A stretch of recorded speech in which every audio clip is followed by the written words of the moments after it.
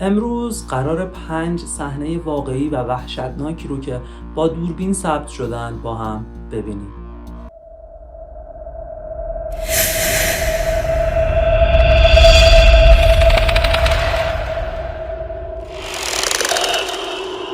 صحنه‌های دلهره‌آوری که بعضیاشون به مرگ افراد داخل اون ویدیو منتهی میشه.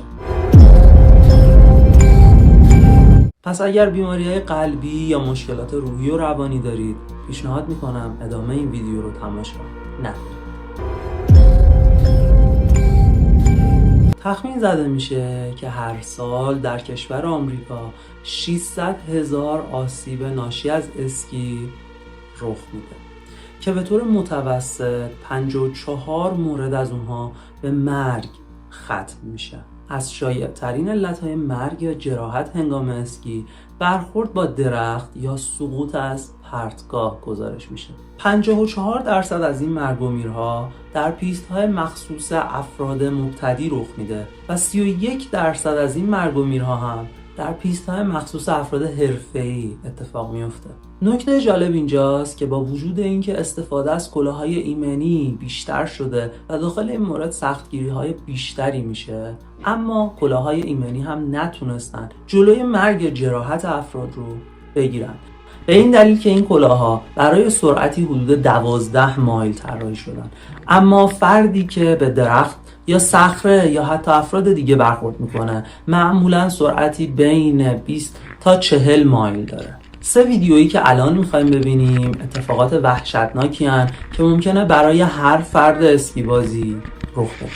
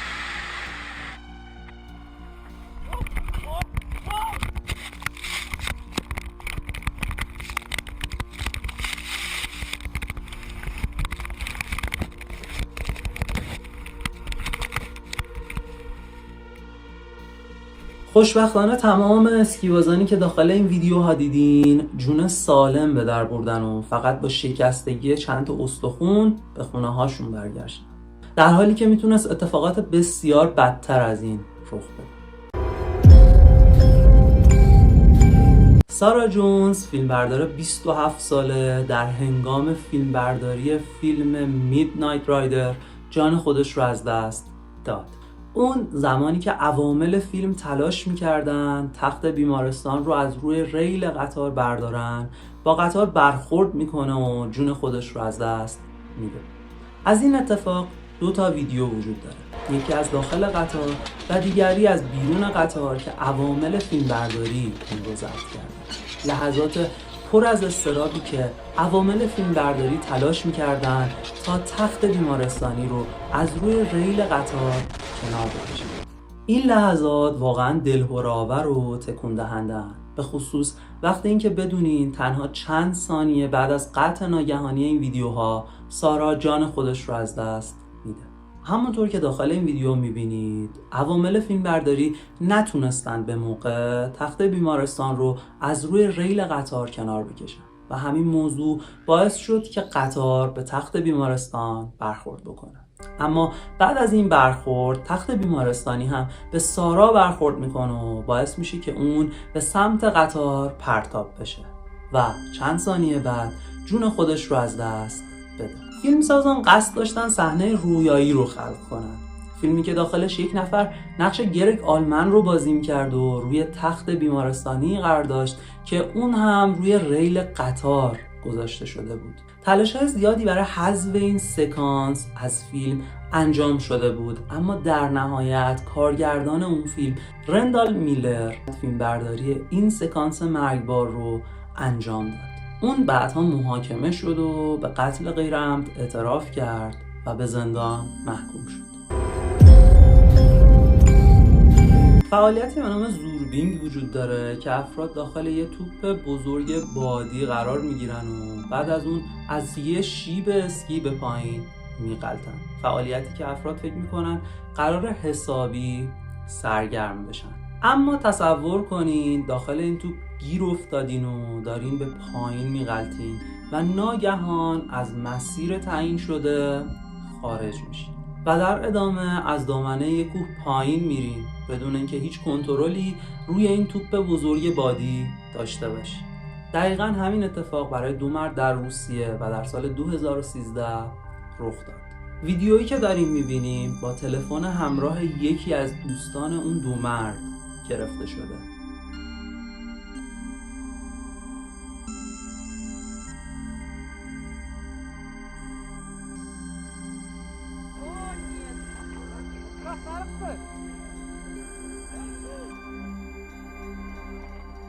Да не укатится, нормально.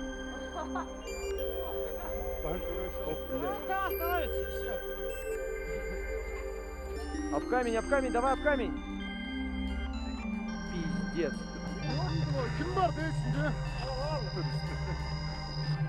Блять, а там чё внизу?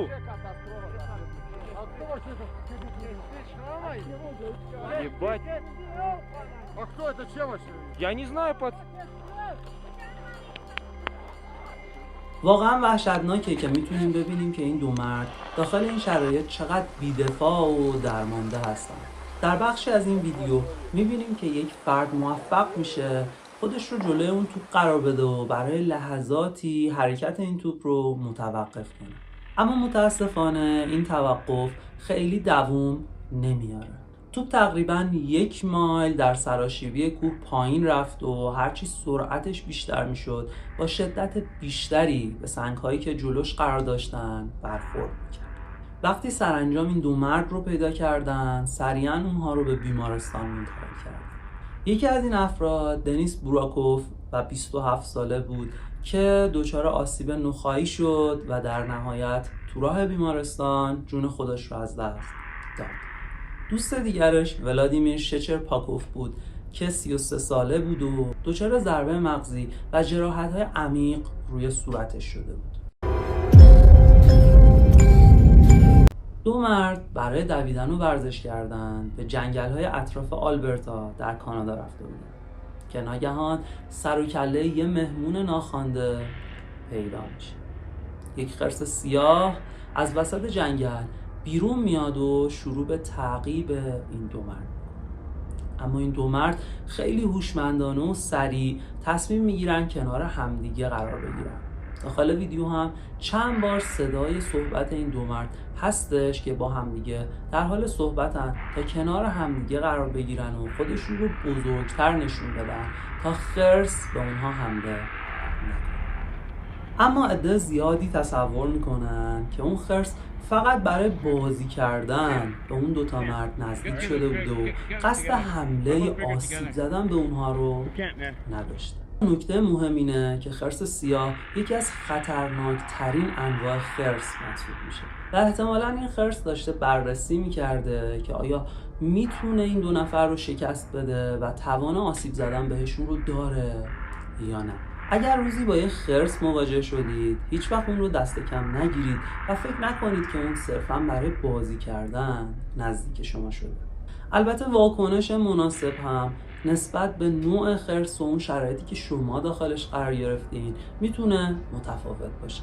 مثلا بعضیا توصیه میکنن که خودتون رو بی حرکت و یا مرده نشون بدید تا خرس از حمله کردن به شما منصرف بشه و در نهایت بتونید نجات پیدا کنید. خوشبختانه این 2 مرد با اون حرکت هوشمندانه‌ای که انجام دادن تونستن خرس رو از حمله کردن بهشون منصرف کنن و فرصت کافی برای فرار کردن رو پیدا کنن. البته اون 2 مرد برای فرار شروع به دویدن میکنن که این کار خیلی کار عاقلانه‌ای نیست. و اگه داخل اون موقعیت فقط 1 نفر حضور داشت میتونست شرایط بسیار خطرناکتر باشه. این احتمالاً یکی از وحشتناکترین ویدیوهای مربوط به بلاهای طبیعیه که میتونیم پیداش کنیم. این ویدیو نه تنها یک گردباد بسیار مخرب رو به تصویر میکشه، بلکه وحشتی رو نشون میده که در هنگام بلاهای طبیعی برای مردم اتفاق میفته. زمانی که خونه‌ها، خودروها و یا حتی بخش‌های کاملی از شهر در اثر گردباد یا سایر بلاهای طبیعی نابود میشن و از بین میرن.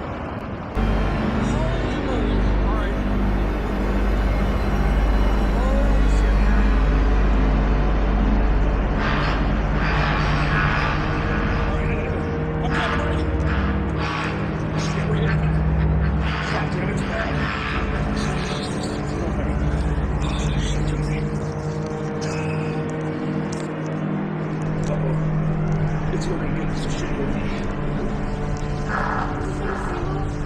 I hope somebody.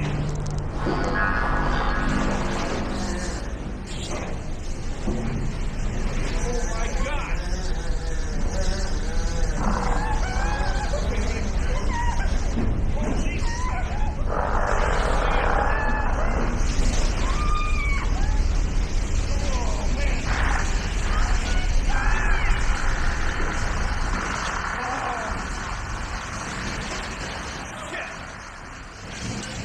Don't go out there. No, not yet. No.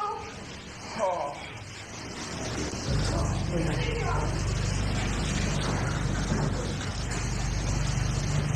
Oh my God, Josie. در ابتدای ویدیو یه منطقه نسبتاً مرفه رو داریم میبینیم که خونه‌های زیبایی داخلش قرار دارن. اما در همون تصویر گردبادی رو میبینیم که در چند لحظه بعد قرار همه چیز رو نابود کنه. مردی که دوربین رو در دست داره احتمالاً برای آروم کردن یکی از اعضای خانواده‌اش، همسرش یا دخترش به سمت اونها داره میره. بعد ناگهان همه جا تاریک میشه. اما به صداها داخل ویدیو توجه کنید. گردباد مستقیما از بالای خونه رد میشه و هر چیزی که بیرون خونه قرار داره رو با خودش میبره و در پایان فقط صدای وحشت زده مرد شنیده میشه. میتونید کاملا ترس و وحشت رو از صدای اون مرد متوجه بشید، چرا که حالا مجبور از خونه بیرون بره و به محیط اطراف و میزان خسارتی که وارد شده نگاه بکنه. دوباره دوربین رو برمیگردونیم به تصاویری که ابتدا ضبط شده بود. همه چی خیلی مرتب و تمیز و زیبا بود و تنها چند دقیقه بعد خیلی از این منظره نابود شد. تمام اون درخت‌های سرسبز و خونه‌هایی که در ابتدای ویدیو وجود داشت الان کاملا نابود شدن. این ویدیو به طرز وحشتناکی قدرت بزرگ طبیعت رو نشون میده و اینکه شاید خیلی مهم نباشه که ما چقدر آمادگی در برابر این نوع از اتفاقات داریم، چون طبیعت میتونه همیشه قدرت بیشتر از اون چیزی که انتظارش رو داریم رو به ما نشون بده.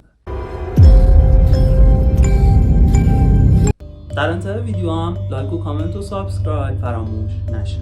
اگه شما هم تجربه‌ای در این خصوص دارید خیلی خوشحال میشم که داخل کامنت ها اون رو برام بنویسید.